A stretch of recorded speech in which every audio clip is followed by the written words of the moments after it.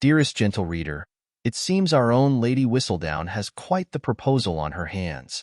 In the final moments of Bridgerton Season 3, Part 1, Colin Bridgerton, Luke Newton, asks Penelope Featherington, Nicola Coughlan, the question she had once longed to hear more than any other. After some heavy petting in their carriage and an after-hours invitation to the Bridgerton household, Colin can't contain himself and blurts out, "Penelope Featherington, are you going to marry me or not?" And then, we cut to black, left to await Pin's response until Part 2 hits Netflix on June 13th. But, well, is she? Luke Newton isn't so sure. If you'd asked me that at the end of Season 1, it's a no-brainer, but so much has happened, the actor tells Entertainment Weekly. She's been through so much and almost is in disbelief and doesn't understand. She hasn't seen what he's been through and the process that he's had.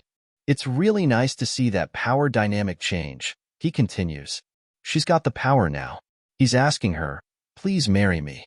Let's spend our life together. I haven't stopped thinking about you for months." For her, she's kind of like, well, I haven't stopped thinking about you for years, so there needs to be some sort of even playing field here. That's a big scene in the books, and it was so important to us to keep it true to the characters and their storyline and not overly romanticize it. But showrunner Jess Brownell is a bit more reassuring, and she notes that it was pure happy coincidence that Part 1 ends on this massive cliffhanger, as Netflix didn't suggest splitting the season into 2 parts until they had already wrapped production. It is a show of happily ever afters, she says. But how they get to that happily ever after is up for grabs, and it's not exactly going to be a smooth path. Largely, that's because of a major change from the novel. In Romancing Mr. Bridgerton, Colin is fully aware of Penelope's secret identity as Lady Whistledown when he proposes. In fact, he catches her in the act moments before, and he's in her carriage because he intercepted her while she was delivering her column. But on the show, Colin remains blissfully ignorant of his potential new bride's alter ego. And what's worse, his sister, Eloise, Claudia Jessie, knows the truth that he does not. While the book foregrounds the Lady Whistledown hunt and has Colin finding out about Pin's secret much earlier into the story, we felt like, because we've been tracking the hunt for Lady Whistledown now for 2 seasons, that story needed a break for a little bit, Brownell explains of the change.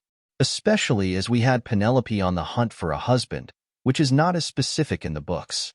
It felt important to give that a moment to shine without making her secret identity overshadow the storyline. But there is more to come with that secret in the back half.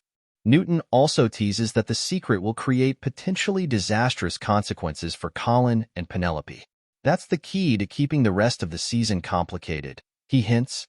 At this point, confessions could be made and they could say, "Great. We live happily ever after." But there's this underlying secret. Additionally, Colin has a lot more at stake in regards to Whistledown on the series. The gossip columnist blew up his engagement to Marina Thompson and has brought scandal to the Bridgerton name with her writings about Eloise. It's affected Colin so deeply, and not only for the things that have been said about him, Newton reflects.